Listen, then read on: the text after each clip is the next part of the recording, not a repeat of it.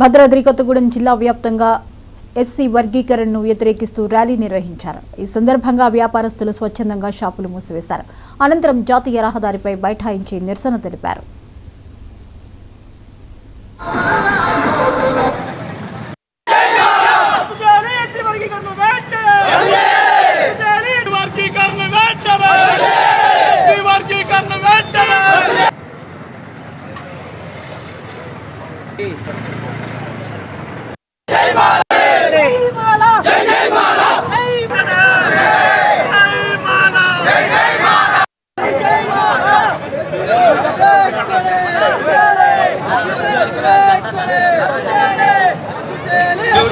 మాల మహానాడు జాతీయ అధ్యక్షుడు చెన్నై గారు పిలుపు మేరకు జిలూరుపాడు మండలంలో మన యొక్క ఎస్సీ వర్గీకరణ మీద మాలల సంఘం అందరూ కూడా ధర్నా నిర్వహించడం జరిగింది.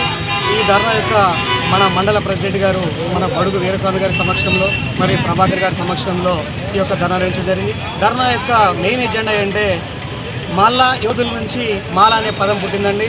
మల్ల యోధులు అంటే గతంలో వీర యోధుల నుంచి మంచి మంచి కులాల నుంచి కూడా అగ్రకులాలను కూడా మల్ల యుద్ధం నేర్పించే విధంగా మల్ల యోధులు ఉండేవారు. ఇలాంటి మల్ల యోధుల నుంచి ఈ మాల అనే పదం పుట్టింది.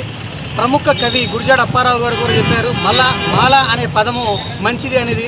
ఇలాంటి మాలల్ని ఈరోజు అణిచివేయబడంగా వైసీ వర్గీకరణ చేయడం, సుప్రీంకోర్టు చేయడం అనేది చాలా దురదృష్టకరమైన విషయము. ఇలాంటిది ఎమ్మటే సుప్రీంకోర్టు కూడా దీన్ని వెనక్కి తీసుకోకపోతే దీని యొక్క ఊవెత్తిన ఉద్యమం చేసి దీన్ని ప్రపంచవ్యాప్తంగా కూడా దీని మాలల యొక్క ఐక్యత చాటుతాము. 2000 కోటి జనాభా లెక్కల ప్రకారము 51.60 లక్షల మంది మన మాలలు ఉన్నారండి.